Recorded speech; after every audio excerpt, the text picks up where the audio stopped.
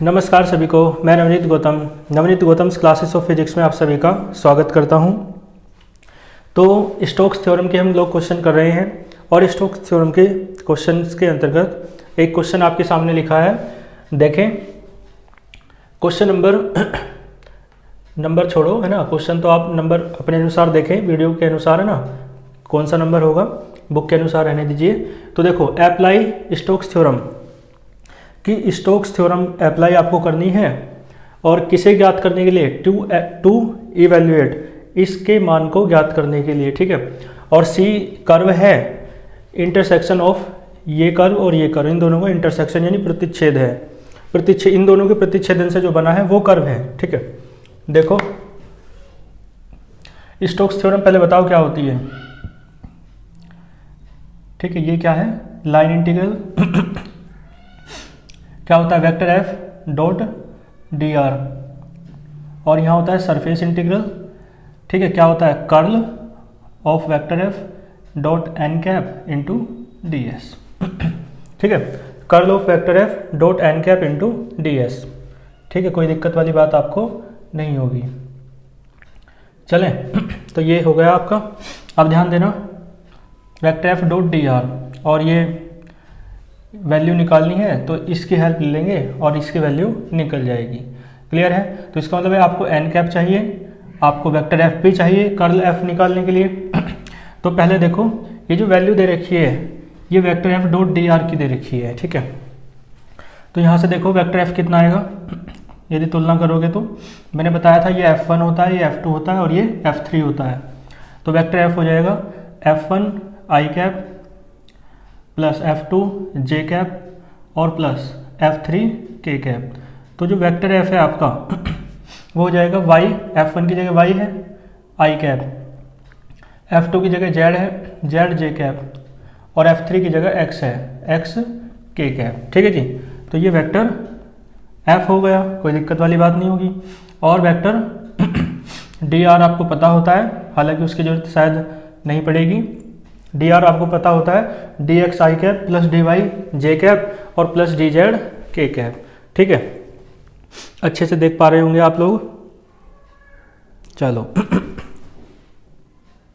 ठीक है जी, सही से देख पा रहे होंगे। अब देखो, यहाँ से देखो वेक्टर एफ क्लियर है, और मैंने कहा डी आर आप जानते हो, D x i cap plus d Y j cap plus d z k cap, ठीक है। तो हमें कर्ल एफ निकालना है, एन कैप भी निकालना है। तो कोई सही पहले निकाल लो, कर्ल एफ पहले निकाल लो चाहे, और चाहे एन कैप। देखो, कर्ल एफ यानी मैंने बता रखा है डेल के साथ क्रॉस प्रोडक्ट। तो डेल क्या है, del over del x i cap, है ना। इसका मान होता है ये del over del y j cap plus del over del z k cap. Clear है। और वेक्टर एफ ये रहा y i cap plus z j cap और प्लस एक्स के कैप, ठीक है जी। सारणिक से निकालते हैं यानी डिटर्मिनेंट से, आई कैप जे कैप और के कैप। तो del over del X, del over del Y और डेल ओवर डेल जेड। तो देखो वाई जेड एक्स, ठीक है जी। प्रसार कर लो इसका एक्सपेंशन, आई कैप इसे दबाओ इसके इसमें, तो del over del Y X, ठीक है।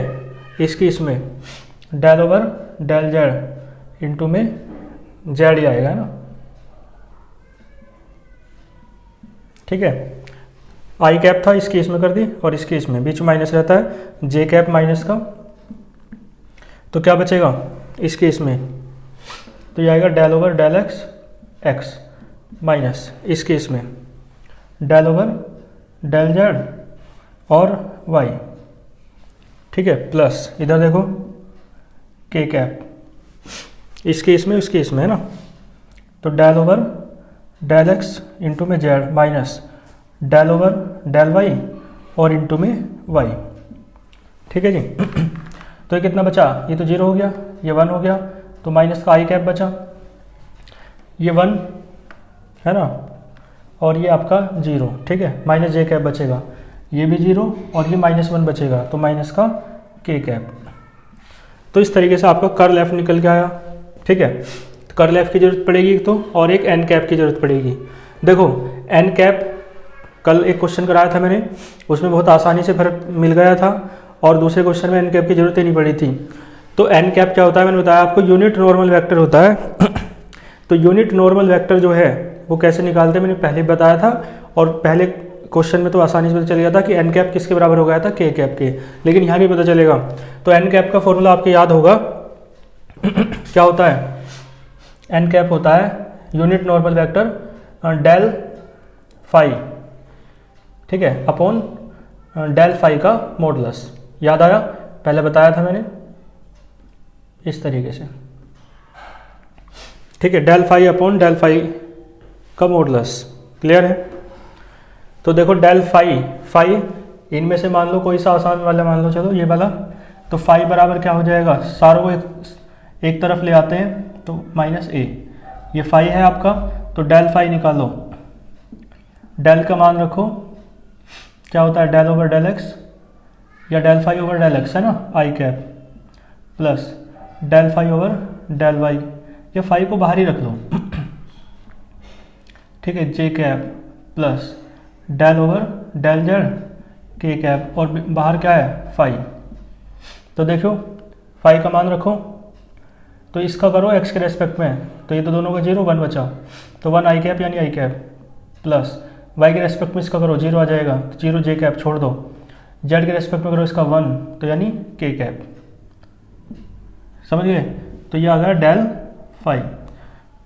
और देखो डेल फाई का मॉडुलस निकाल लो, तो मॉडुलस यानी अंडर रूट आई के गुणांक का स्क्वायर प्लस अंडर रूट जे के गुणांक का स्क्वायर प्लस, है ना, के गुणांक का स्क्वायर, ऐसा होता है। तो 1 का स्क्वायर 1 और 1 का स्क्वायर 1, तो कितना है, अंडर रूट 2। ठीक है, ये क्या निकाला आपने, डेल फाई का मॉडुलस। तो आपको एन कैप निकल जाएगा। एन कैप का फॉर्मूला मैंने बताया, डेल फाई है ना अपॉन उसका मॉडुलस, तो ये आपका क्या है, एन कैप है। ठीक है, कोई दिक्कत आपको नहीं होगी, सारी वैल्यूज़ निकल गई हैं। वीडियो को पॉज करो, है ना, नोट करो और आगे करने का प्रयास करो। ठीक है, होता है ठीक है, अन्यथा वीडियो को, है ना, पॉज करके नोट कर लो और फिर उसके बाद अब मैं कराता हूँ। ठीक है, फिर बाद में चलाना, एक बार अपने आप प्रयास करना। ठीक है, तो इधर का मैं रफ कर देता हूँ, मुझे केवल कर्ल एफ की आवश्यकता है।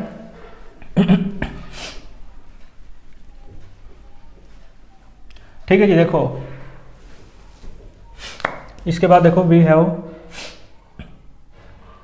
इसे लेके चलो, मतलब उसे सी क्या है, Y D X plus Z D Y plus X D Z, और ये बराबर किसके होगा, ठीक है, इस तरीके से कर्ल एफ ये है, तो यानी माइनस का माइनस बाहर ले लें, आई कैप माइनस कॉमन ले लो, इसमें से बाहर निकाल लिया, प्लस जे कैप और प्लस के कैप। ठीक है जी, डॉट एन कैप की वैल्यू ये रही।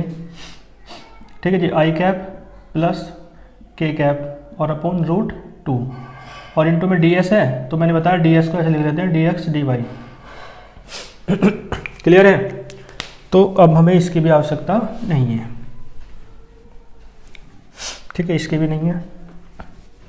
बात समझ में आ रही है? देखो 1 अपॉन अंडर रूट 2 भी बाहर निकाल लो, तो माइनस का 1 upon under root 2 surface integral है, आई डॉट आई 1 हो जाएगा, प्लस जे डॉट 0, जे है ही नहीं तो 0 हो जाएगा, के डॉट के 1 है ना, इंटू डी एक्स और into D Y.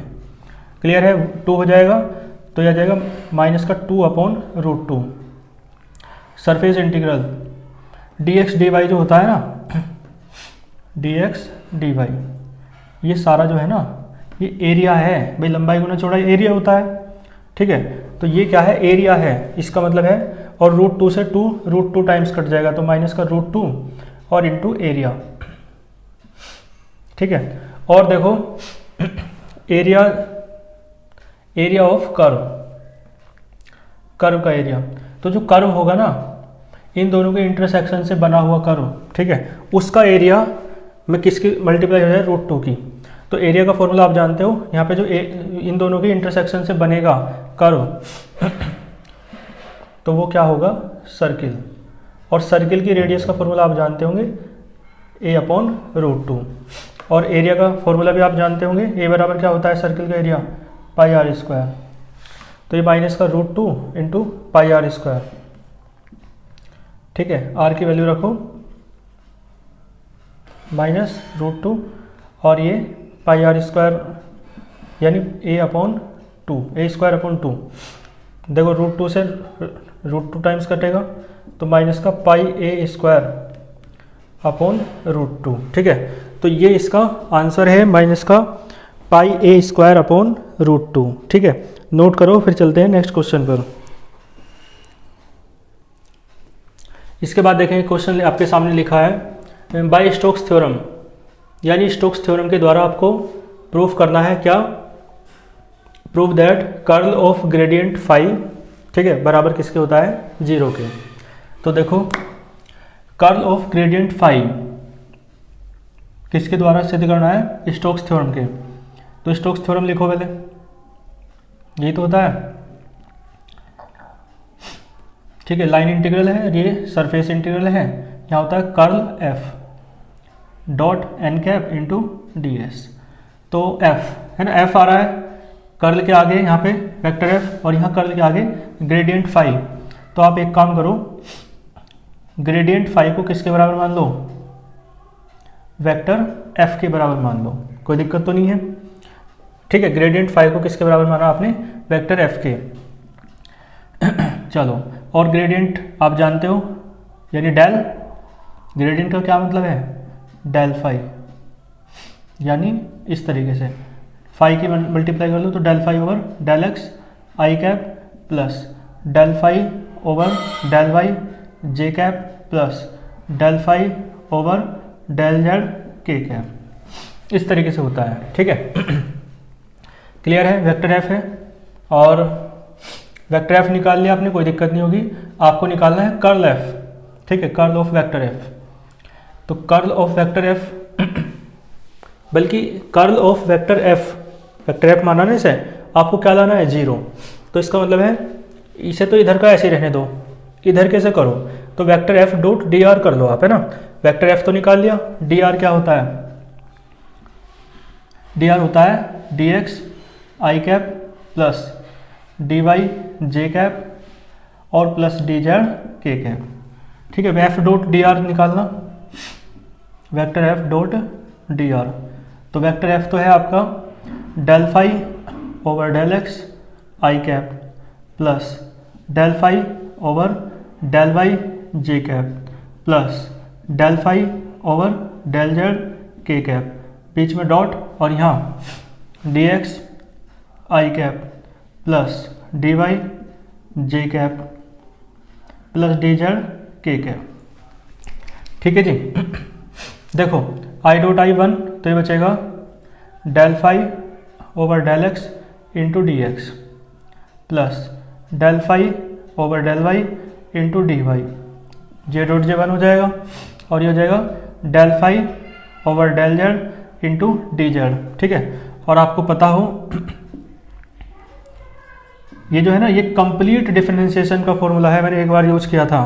Complete differential किसका, कंप्लीट डिफरेंशिएशन किसका है, फाई आ रहा है ना ऊपर, तो फाई का, यानी डिफरेंशियल डी और फाई किस, मतलब डिफरेंशियल किसका है, फाई का, तो ये डी फाई के बराबर हो जाएगा, ये फॉर्मूला है ना, पहले भी मैंने यूज किया था एक बार। तो ये कंप्लीट डिफरेंशिएशन का फॉर्मूला है, लिख लेना, ठीक है। यहाँ फाई है तो सब जगह ऊपर फाई आएगा, यानी ऊपर जो फंक्शन होगा डेल के साथ वो डी के साथ आ जाता है, ठीक है। डेल एक्स है अपॉन में इंटू डी एक्स है, डेल वाई अपॉन में into D Y, del Z into में डी जेड, ठीक है। इस तरीके का फॉर्मूला क्या है, डी फाई के। तो देखो फर्स्ट मान लो इसे, फर्स्ट एम्प्लाइज करो, ठीक है। एफ डॉट डी आर की वैल्यू क्या आई, डी फाई, और ये है surface integral curl F, curl of vector F है ना, डॉट एन कैप और इंटू डी एस। देखो ध्यान देना, ये जो है ना, ये क्लोज्ड इंटीग्रल है, यानी जो कर्व है क्लोज्ड है, कर्व कैसा है, बंद है। तो ध्यान देना, क्लोज्ड कर्व के लिए ये जो वैल्यू है ये 0 होती है, याद रखना, ठीक है। क्लोज्ड है ना कर्व, क्लोज्ड के लिए, क्लोज्ड कर्व के लिए ना, तो ये 0 हो जाएगा सारा, ठीक है। तो देखो ध्यान देना, ये सारा ऐसे रखो, या इसे ऐसे ऐसे लिखो